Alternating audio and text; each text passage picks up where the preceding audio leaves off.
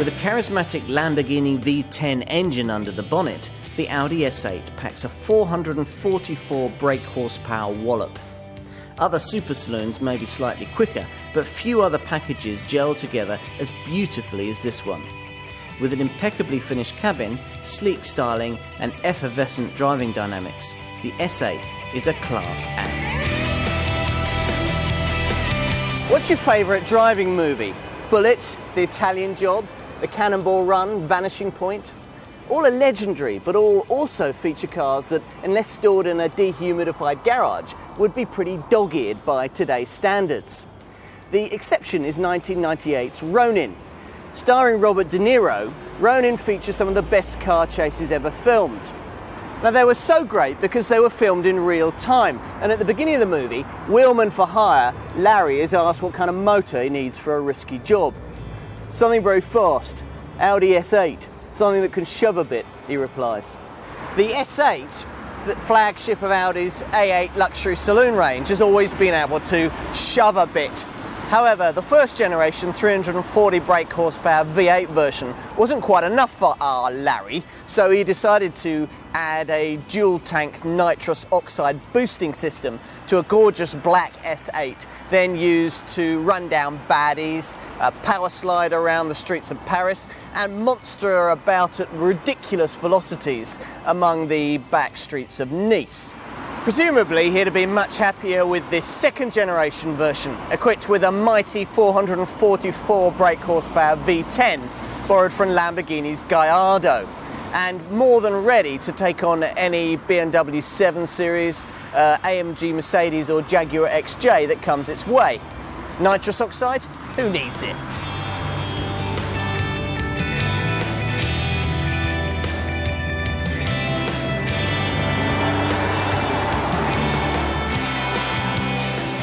Now, it's easy to quote power figures with big performance saloons like this, but the massive weight that some of these models have to lug around can often make such figures somewhat irrelevant.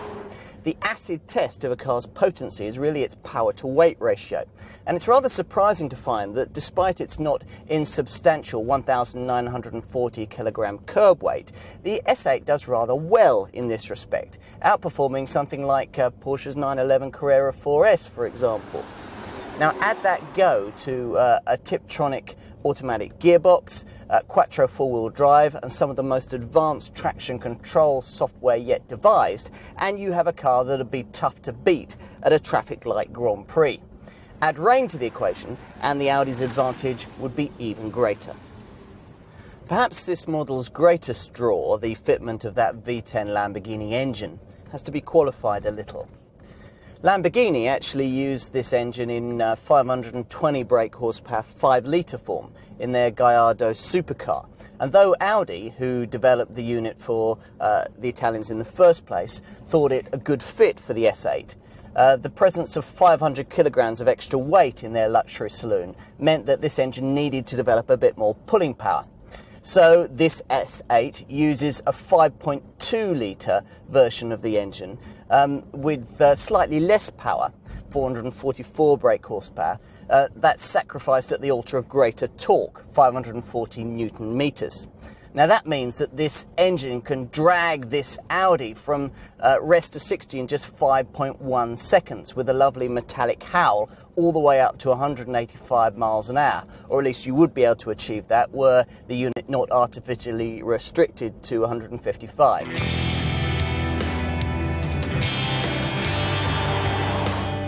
Early first-generation S8 models were very impressive, but driving one often felt like being seated in a very plush cinema. You relaxed in comfort, watching an awe-inspiring display of dynamic and technical fluidity, but you never really felt part of the action. Now, stung into action by such criticism, Audi's engineers made more of an effort with this second-generation version, equipping this four-wheel drive Brands Hatch boardroom with a more enthusiast-orientated torque split, putting 40% of the drive to the front and 60% to the rear. Then they took the sports air suspension system that's an option on standard A8s and tweaked it further, giving a 20mm height reduction to the car in each of its 4 driving modes on the suspension setup. Also firming up the dampers, giving the system much less body roll, yet still enabling the car to glide over speed humps. Around the twisty stuff, you'll be glad that the speed-dependent Servotronic power steering has been sharpened up over standard A8s. And there's peace of mind in knowing that massive brakes, 15-inch at the front, 13-inch at the rear, sit within the enormous 20-inch S-Design alloy wheels. Now, this particular car features the expensive option of high-performance ceramic brakes, which feature very high temperature tolerance to guard against brake fade, and also give you a huge 186,000 mile operating life in everyday use. That's about 4 times the lifespan of normal steel discs. Just make sure that you budget for replacements.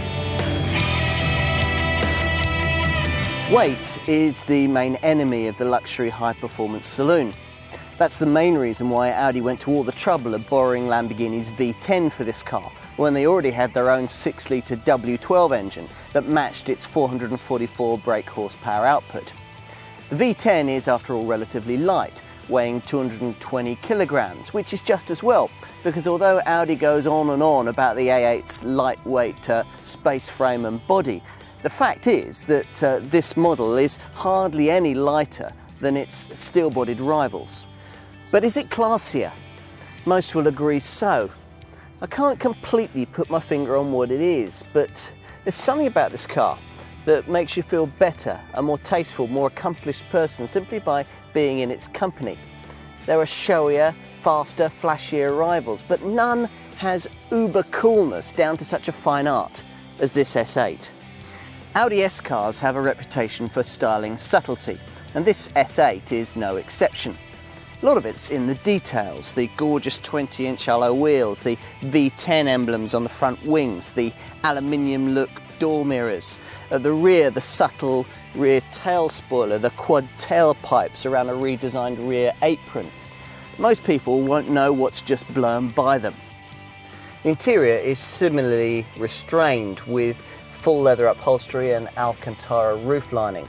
There's an S Quattro 3-spoke steering wheel that's also leather trimmed, and nicely judged fascia inlays that are either brushed aluminium or, as in this case, carbon fibre. Rear seat legroom is of course abundant, and as the sleek elongated styling suggests, there's plenty of room back here for shoulders, head and legs. And of course there's a huge boot at the back with 500 litres available.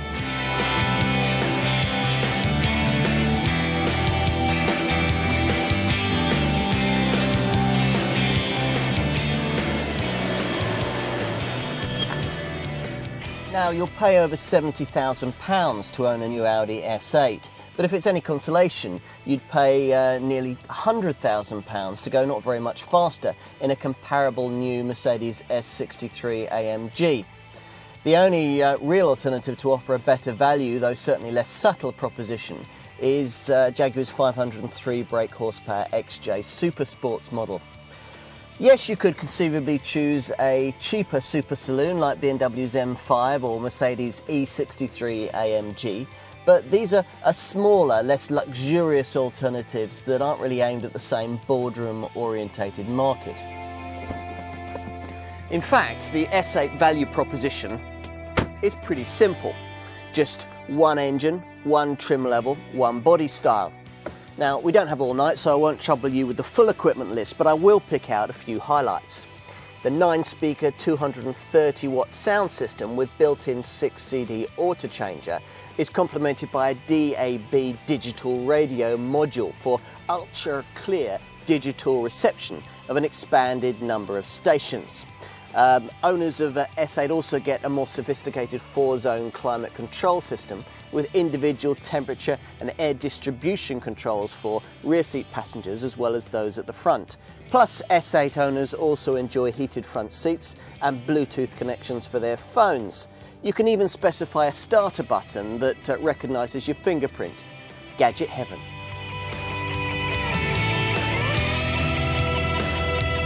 The S8 might be many things, but it's certainly not an inexpensive car to run. Combined fuel economy is rated at 20.9 miles to the gallon, but 15 to the gallon would probably be a more realistic day-to-day average.